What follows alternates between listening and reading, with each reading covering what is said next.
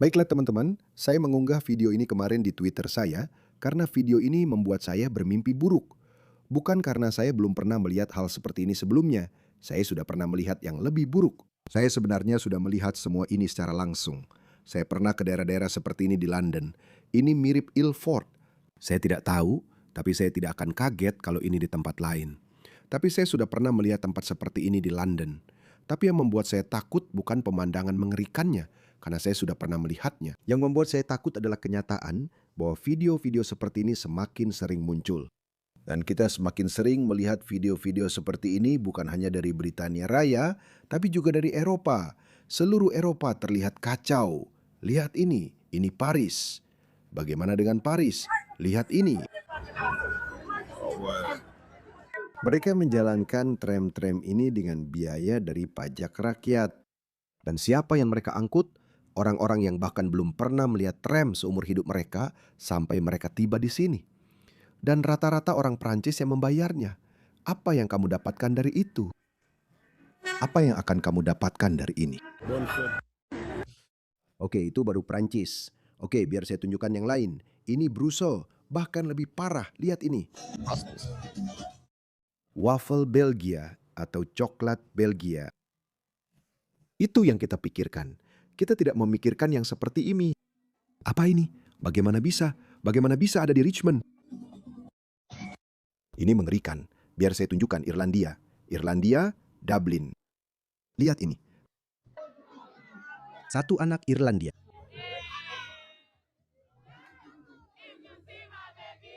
Omong-omong saya tidak menyalahkan gadis-gadis ini. Mereka hanya mencoba bersenang-senang. Saya hanya menyoroti fakta bahwa ini bukan budaya Irlandia. Mereka sedang digantikan oleh budaya lain. Saya tidak mengatakan itu baik atau buruk. Tidak, sebenarnya tidak ada budaya yang seharusnya dilenyapkan. Setiap budaya harus dilestarikan dalam bentuk aslinya, tidak seharusnya digantikan oleh siapapun. Inilah yang disebut penggantian. Saya tidak mengatakan apakah budaya itu sendiri adalah budaya yang baik atau buruk. Saya tidak sedang memperdebatkan itu. Ya, sah-sah saja. Orang-orang ini berpikir bahwa ini adalah budaya. Twerking, menari, melakukan hal seperti itu. Dan itu tidak masalah, itu budaya mereka. Saya tidak merendahkan hal itu. Tapi yang saya maksud adalah ini bukan budaya Irlandia. Dan alasan kenapa saya bilang ini membuat saya mengalami mimpi buruk adalah karena video-video seperti ini semakin sering muncul dari seluruh Eropa. Dan partai-partai kiri tidak melambat. Kenapa itu terjadi? Karena ini. Lihatlah ini. Lihatlah para pria usia tempur ini membanjiri sebuah kota kecil di Essex. Dari negara mana kamu berasal? Dari negara mana kamu berasal? Dari negara mana? Dari negara mana? What country? Oh, kamu ini memang nyebelin ya. Lihat sikap mereka. Apakah mereka terlihat seperti sedang melarikan diri dari zona perang? Di mana para wanita dan anak-anak? Mereka di sini untuk menaklukkan kalian, memperosa gadis-gadis kalian. Itu hanyalah konsekuensi yang tak terhindarkan dari memasukkan banyak pria bernafsu dari budaya dunia ketiga ke dalam masyarakat dengan kepercayaan sosial yang tinggi. Itu hanyalah konsekuensi yang tak terhindarkan. Saya tidak bilang mereka sengaja datang untuk itu. Lihat ini. Dia bilang, terima kasih Inggris sudah membiarkan kami masuk. Tapi mereka datang ke sini untuk enak-enakan.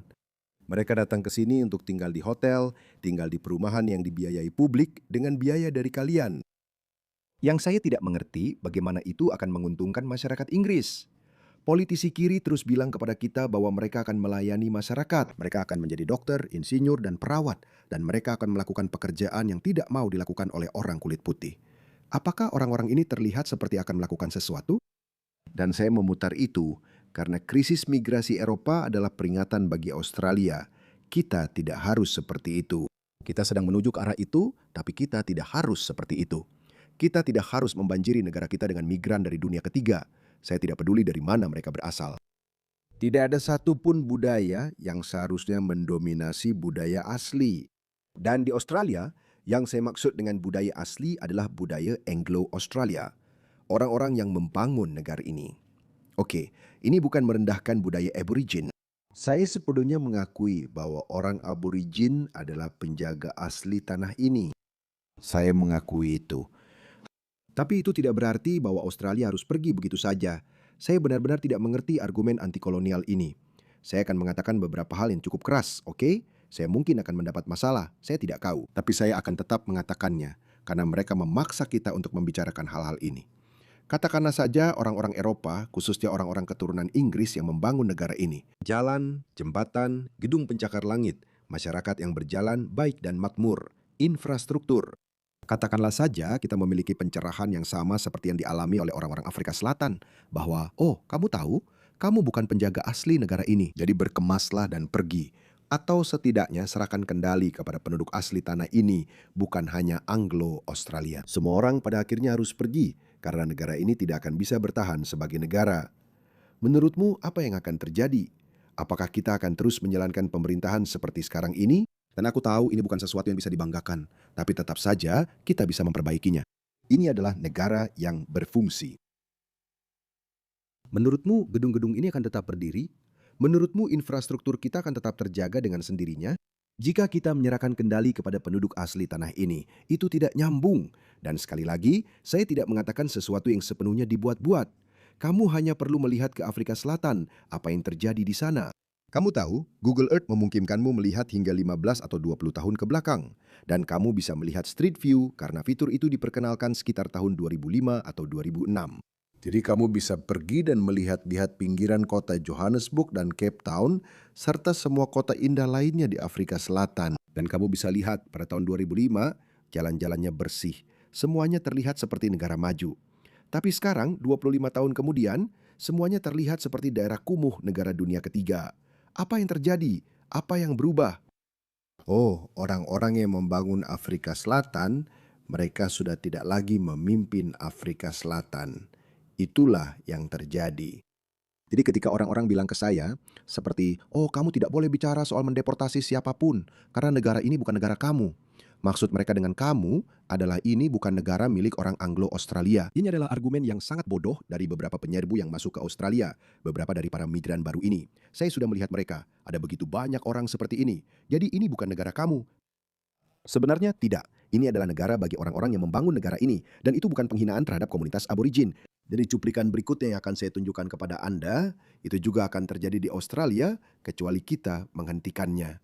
Orang ini mencalonkan diri untuk menjadi anggota dewan di suatu tempat di Birmingham. Jadi pertama-tama mereka membanjiri negara-negara Anda dengan orang-orang ini untuk menunjukkan kepada Anda London, Paris, Brussels. Dan percayalah, ada banyak kota lain di Eropa yang kondisinya sama buruknya dengan yang baru saja saya tunjukkan kepada Anda. Jadi mereka menjadi luar biasa. Mereka mengikis budaya asli, lalu mereka menggandakan upaya dan membanjiri negara Anda dengan lebih banyak lagi migran dunia ketiga yang membenci negara tempat mereka bermigrasi. Dan kaum kiri terus memanipulasi Anda, dan para politisi kiri terus memanipulasi Anda, dan terus menyebut Anda rasis. Angus Taylor, pemimpin oposisi Australia, kemarin baru saja mengatakan bahwa kami akan menempatkan nilai-nilai Australia sebagai prioritas utama. Jika Anda tidak menyukai nilai-nilai Australia, jika Anda tidak cocok dengan nilai-nilai Australia, Anda tidak diterima di negara ini. Itu saja yang dia katakan, yang sebenarnya adalah pernyataan yang sangat masuk akal.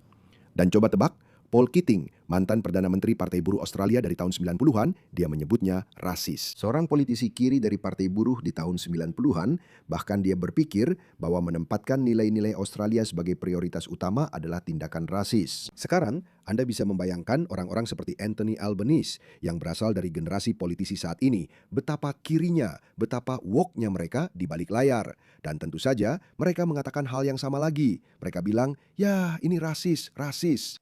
Hal yang sama, tidak ada yang baru.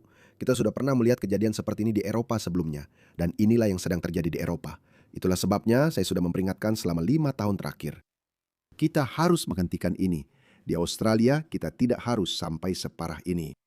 Jadi pertama-tama mereka membawa orang-orang dari negara dunia ketiga. Lalu mereka mencalonkan diri. Lihat orang ini, kandidat independen lain untuk Lozelle di suatu tempat di Birmingham. Dia mencalonkan diri menjadi anggota dewan. Dan coba tebak, dia bahkan tidak bisa berbicara sepatah kata pun bahasa Inggris.